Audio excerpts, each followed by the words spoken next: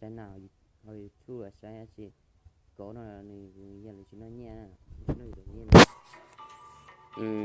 sẽ nặng đó sẽ này cho nên mà nên mình gặp pistol nên mình trụ pistol là lúc ép này nè này tạo này ạ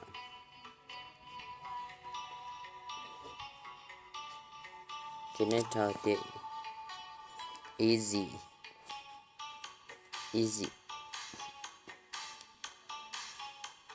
VPN nè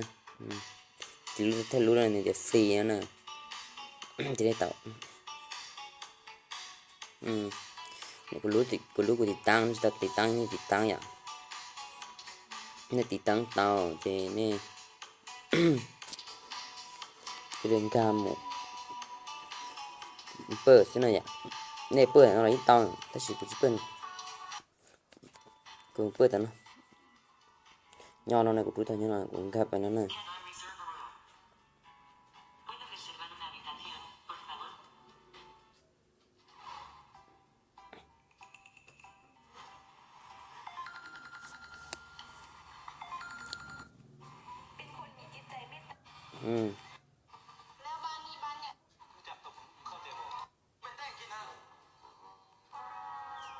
chỉ có xương to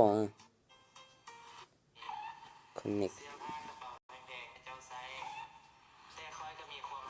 nè có thể nuôi tao nói chứ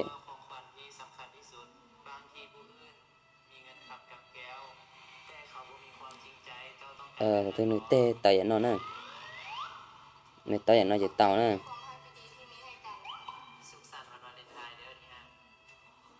thằng tay nó chỉ tao nè nên mình sẽ làm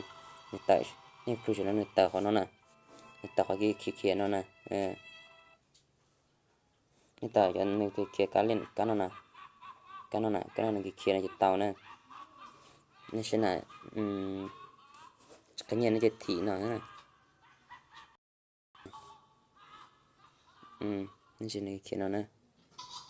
nó sẽ tao vậy của chân này của chân này nên chân của chân nên sẽ là nè của chân này mình sẽ nhẹ đây sẽ để của nó của chân nhẹ nó này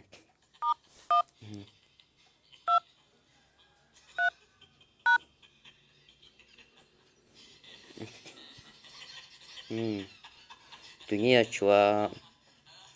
ó xa xuân ó này cũng thay chia thì mà món này sẽ nè rồi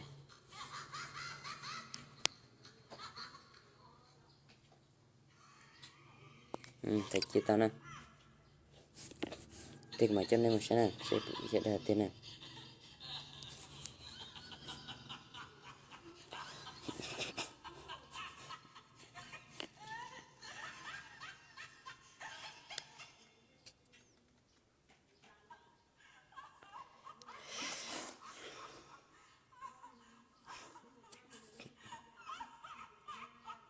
nên mình sẽ nè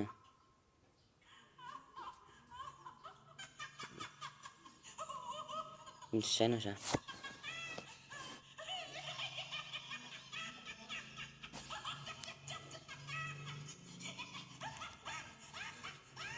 cho nên sẽ nè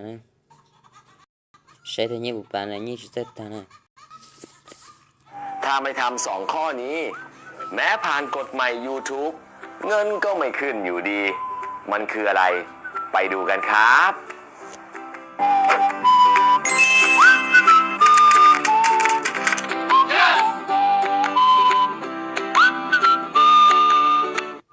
เอาละครับเดี๋ยวเรามาดูวิธีการตั้งค่ากันดีกว่านะครับผมนะถึงแม้ว่าเราจะผ่านกฎใหม่ของ YouTube นะครับก็คือมีจำนวนดูนะครับผมชั่วโมงดูในช่อง YouTube ของเราเนี่ยครับรวมทั้งหมดอย่างน้อย 4,000 ชั่วโมงครับผมนะนับย้อนหลังไป12 เดือนก็คือ1 ปี 4,000 ชั่วโมง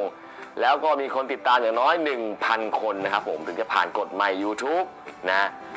แต่ถ้าเราผ่านกฎหมาย YouTube ก็จริงนะครับแต่ถ้าไม่ทำ2 ข้อนี้ครับนะเงิน YouTube มันก็จะไม่ขึ้นครับ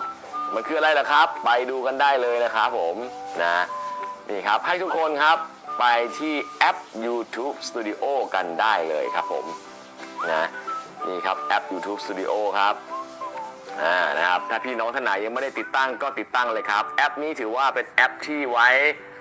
เช็คนะครับรายละเอียดต่างๆสถิติต่างๆ ที่อยู่ใน YouTube ครับผมเป็นแอปที่ดีมากเลยครับผมนะติดตั้งเสร็จแล้วนะครับก็เปิดขึ้นมาได้เลยแอป YouTube Studio ครับเปิดขึ้นมาเสร็จแล้วนะครับมันก็จะมีวิดีโอเนี่ยที่เราได้ทำการอัปโหลดไปแล้วนะครับผมนะ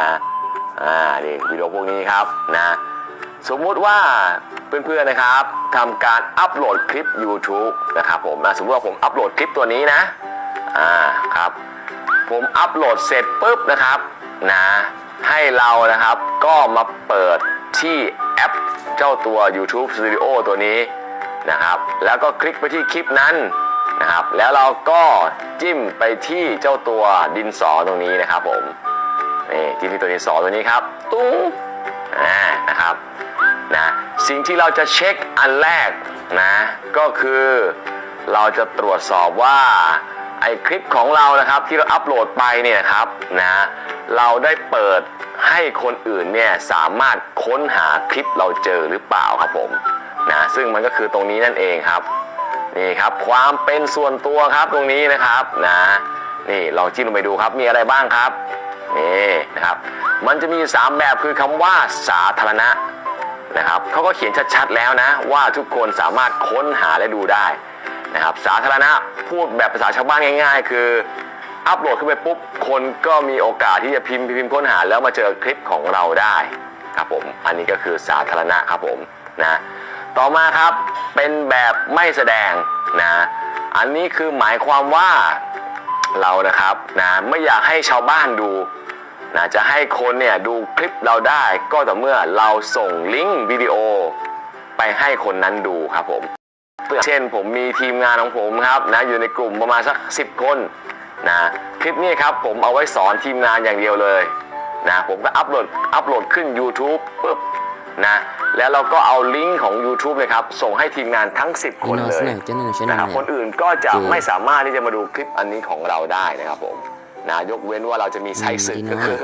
ทีมงานของเราเนี่ยนะครับเอาลิงก์ไปปล่อยที่อื่นอันนั้นแหละครับแล้วคนอื่นก็จะดูได้นะครับสรุปคือคนที่ไม่มีลิงก์ก็จะดู你是在哪着？你这是哪？你来说弄了一直打那样，你这开始了呢？没真的是你呢，是你打球呢，这不应该呀。嗯。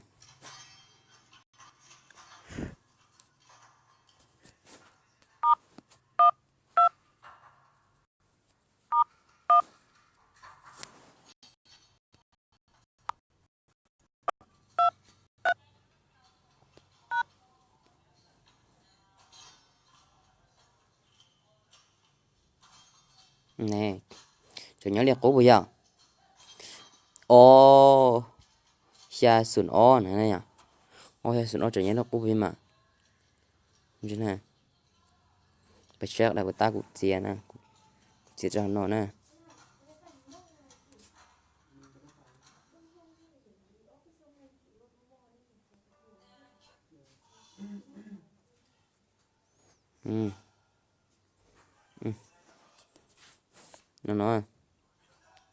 Nó nè chơi nhau nó này nè họ thấy chưa ở chơi sườn ọt nè như nó đỡ freeze nó sẽ là đỡ rồi nè chỉ bóng nhẹ nè thì này chính là của đó cho nên sẽ thi coi ra sẽ to gì thế trái này thì đa nó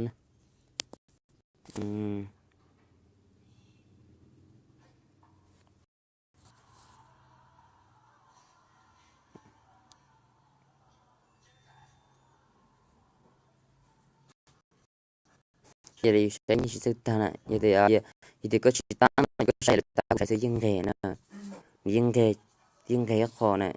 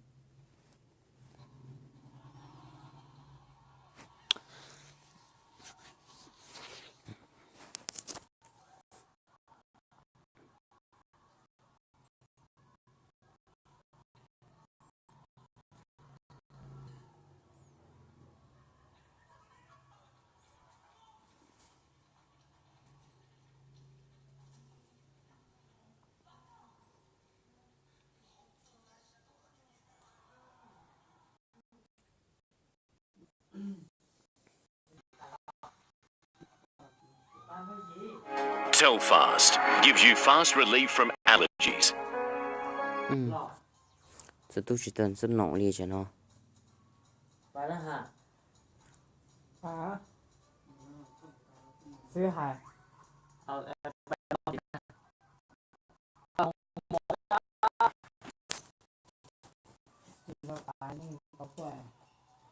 Có hay chứ hả?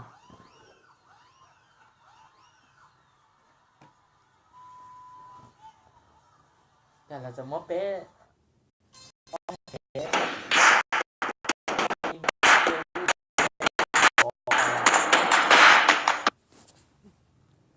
cho tủa vào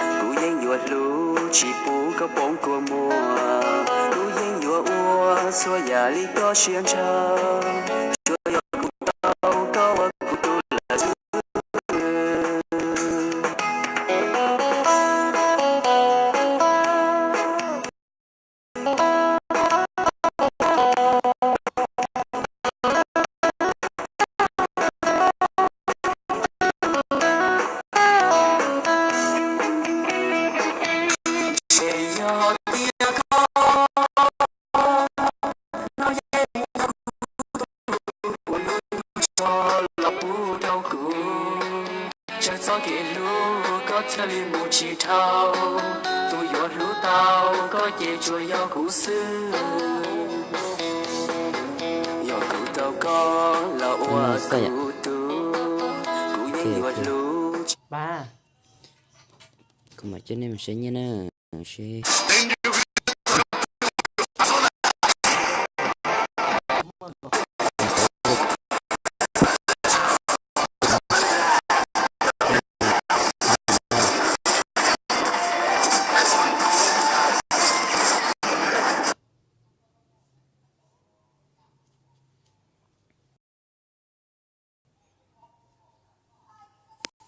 long thăng đi.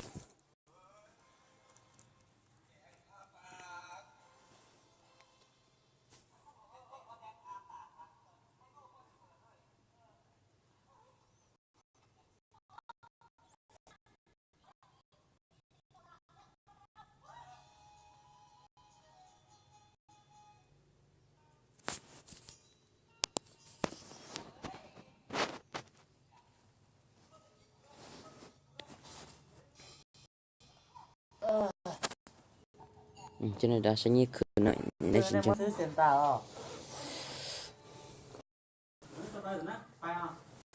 มึงตัวเหรอ นตาเก็บมันดาวเก็บแล้วก็กูมาสร้างตัวสิเท่าจนนั้นแหละเอาไม่เซนไม่ได้เซนตาหรอ này như nhớ liệt quá cho nên ใช่ như trời yo o xa sùn o mb nữa ใส่ไปเสื้อหรอ tại nó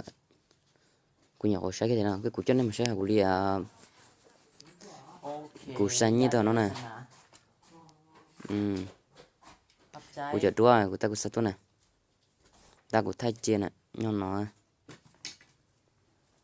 này nó nè ศึกษากันแล้ว nè เอาอีก cho chúa o xa sùn o này mb cho nhon nó này nè chúa o sùn o sẽ mb cho nhon nhọc cô này dù cho này ba cột tiết tam cột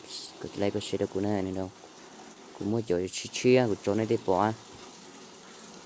cho ba cột thực chạy để của thế nào